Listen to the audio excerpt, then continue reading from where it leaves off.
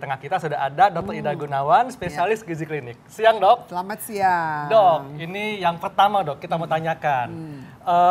Pengasapan daging dan ikan adalah pengawetan makanan secara alami. Ini fakta atau mitos, Dok? Ya, ini adalah fakta. Fakta. Jadi ceritanya gini, proses pengawetan makanan menggunakan asap itu sudah ada sejak zaman bahela, zaman dahulu kala. Purbakala, Dok. Purbakala ya. Kalau kita belajar mengenai sejarah, kita lihat bahwa nenek moyang kita itu berpindah dari satu tempat menuju ke tempat lain, mereka makan habis berburu kemudian diasepin supaya awet makanannya. Zaman dulu kan tidak ada pasar seperti kita, besok mau belanja langsung nggak bisa. Nah, makanan hasil perburuan itu supaya bisa dikonsumsi oleh mereka satu keluarga atau satu komunitas harus diawetkan. Cara yang paling mudah adalah diasap. Ya. Nah, jadi nggak apa-apa, Dok, ya diawetkan kan diasap. Dengan diasap ya, zaman dulu karena ini adalah teknik yang paling tradisional. Nah, waktu zaman dulu kan mereka nggak ngerti ya bagaimana efek sampingnya, apa sih kejelekannya. Ya. Ini ada lagi nih, Dok, mitos atau fakta, Dok, kalau makanan yang diasapkan ini baik untuk kesehatan tulang. Fakta atau mitos, Dok? Mitos. Mitos ya. Waduh, Kenapa, Dok? kenapa, Dok? Jadi, makanan yang diasapkan itu tergantung. Yang diasap itu apa? Kalau yang diasap cuma ikan, kemudian daging seperti itu, ya tentunya tidak semuanya bagus untuk tulang. Tulang itu kan sumber utamanya adalah kalsium, fosfor, magnesium dan sebagainya. Dan itu paling banyak pada makanan yang sudah segar, yang masih segar. Karena dengan proses pengasapan kan artinya dia diawetkan. Dengan pengolahan itu kadar-kadar vitamin yang bagus untuk tubuh kita bisa ikutan hilang. Nah, jangan lupa itu.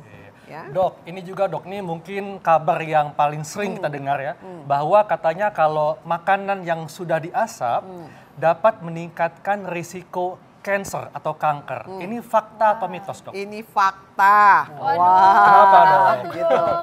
Jadi kejelekan dari proses pengasapan ini adalah risiko kanker yang meningkat. Kenapa? Dikaitkan dengan namanya PAH. Polycyclic aromatic hydrocarbon. That's right. Jadi betul. Itu adalah hasil dari pembakaran. Jadi asap-asap yang keluar dari pembakaran itu yang umumnya tidak sempurna itu menyebabkan terjadinya hidrokarbon. Dan inilah yang merupakan salah satu zat karsinogenik yang ada pada makanan yang diasap. Ya, jadi mesti hati-hati. Hati-hati, Dok, ya. Hati-hati ya. Ini ada lagi, Dok, fakta tuh, Dok. Kalau misalnya daging asap meningkatkan resiko terkenanya stroke. Ya, ini fakta. Nah, kok bisa fakta ya? Karena sering sekali daging-daging maupun ikan yang diasap itu sering diberikan bumbu sebelumnya. Dan bumbu-bumbu itu biasanya kan harus ada rasanya, paling gampang adalah garam. Kenapa? Karena memperkuat proses pengawetan ya. Jadi pasti akan menjadi lebih concentrate garamnya. Nah, itu salah satu risiko untuk meningkatkan stroke karena berkaitan dengan hipertensi. Terus yang tadi digulai, Dok, ya?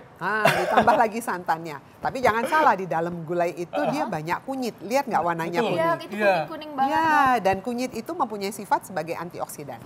Tapi tadi kan ada santan juga, Dok, ya? Ya, yang penting gini, itu kan proses masaknya. Waktu makan santannya jangan dipindahin semua. Jadi yang diambil paling satu sendok. Tapi itu yang enak. Nah, itu dia. Iya. Dok, ini juga ada mengatakan bahwa cara pengasapan makanan harus dengan suhu dan lamanya waktu pengasapan yang tepat. Ini fakta atau mitos, Dok? Ini fakta. Ya, jadi Kenapa, fakta. Dok? Gini, proses pengasapan itu ada macam-macam ya. Ada yang tadi katanya pengasapan dingin, pengasapan panas. Kalau dingin yang digantung, artinya punya jarak antara bahan yang mau diasap dengan pusat dari berapa si jauh apinya. tuh, Dok, kira-kira? Tergantung ya. Kalau tradisional, kalau di daerah-daerah di desa Meter mungkin kali nggak boleh, agak jauh biasanya. Mereka punya yang lebih tinggi lagi supaya sirkulasi udaranya menjadi lebih cepat kering juga bahan makanannya ya. Ada yang langsung di atas api. Nah, itu. Nah, kemudian pada waktu proses pengasapan itu juga mereka suka tambah-tambahkan bumbu dan sebagainya ya. Nah, terus waktu diasapin itu yang mesti diperhatikan adalah bahan yang dipakai untuk menghasilkan asap. Nah, jadi apakah dia menggunakan mesin ya, kayak oven gitu juga dia bisa ya. Tadi kita juga lihat ada ovennya. Atau dia menggunakan kayu. Atau arang ya? Atau dia arang. Atau dia menggunakan serbuk gergaji. Wah, serbuk Jadi gergaji. serbuk kayu-kayu Oke. yang udah diserbuk itu dipanaskan. Atau sabut kelapa dok, ada juga kan? Boleh, ya. Nah sebetulnya mana dok yang lebih aman Ya. menggunakan sumber perapian ini? Apakah Nah. sabut kelapa, kayu bakar, arang, atau yang lain dok? Yang paling aman sebetulnya yang tidak ada unsur kayu-kayunya. Oh. Karena unsur kayu-kayu itulah yang sering menghasilkan pH tadi. Iya. Seperti charcoal seperti itu ya dok. Arang Sabut dan kelapa, kawan-kawan ya. yang seperti itu. Jadi paling aman yang tidak ada. Yang sekarang kan pakainya mesin.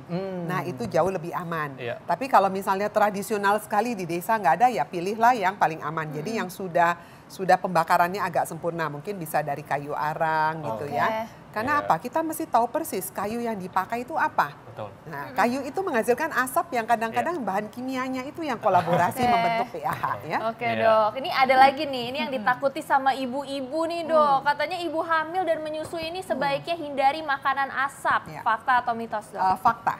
Oke, Ya, fakta. kenapa dok? Jadi gini, ibu hamil itu memang dianjurkan Iya. untuk selalu mengkonsumsi makanan Segar. yang segar ya, untuk mengurangi risiko terhadap janinnya. Iya. Setuju dok. Ya, pada waktu kita makan makanan, ini kan makanan yang diawetkan, Betul. teknik untuk mengawetkan Iya. makanan. Iya. Kalau bisa dapat sumber segar, kenapa harus yang diawetkan? Setuju banget Kita dok. semua tahu bahwa makanan segar pasti memiliki Iya. tingkat nutrisi yang jauh lebih Betul. tinggi. Iya. Ya. Iya. Jadi Oke. memang lebih baik Lebih pilihlah baik yang yang segar segar, dok ya. betul. Iya. Dok, kemudian tipsnya apa nih dok supaya masyarakat mungkin yang supaya bisa lebih aman atau mungkin mendapatkan manfaat lah dari makanan yang diasap. Iya. Karena banyak orang yang mungkin suka karena lebih gurih, karena aromanya. Ini gimana dok? Gini, intinya yang pertama adalah back to nature, kembali ke makanan yang fresh. Iya. Kalau sampai kepepet nggak ada atau dengan segala 1001 macam alasan, Iya. maka pilihlah makanan yang asap, yang itemnya itu yang berkurang. Jadi Oke. jangan dicari yang seperti Iya. gambar-gambar Jadi itu yang Nah, putih Dok, kalau ini dok ya, ya. diambil yang dalamnya saja. Oh, Oke. berarti dibuang aja gitu Ya, ya dibuang dok, ya? aja Oke. selaput-selaput luarnya karena dia yang kontak langsung dengan si asapnya Terus tadi. amannya ini dikonsumsi berapa kali dok dalam seminggu? Nah, sebaiknya jarang-jarang. Jadi jangan berapa kali, paling baik 2 kali sebulan maksimal. Oke Dua deh. kali sebulan. 2 kali Oke, sebulan. Dok. Jangan terlalu sering. Dan Oke. pada waktu dimakan juga jumlahnya jangan terlalu banyak. Iya. Oke, baik. Terima kasih banyak dokter Terima Ida. kasih. Terima kasih, Terima Dok. kasih.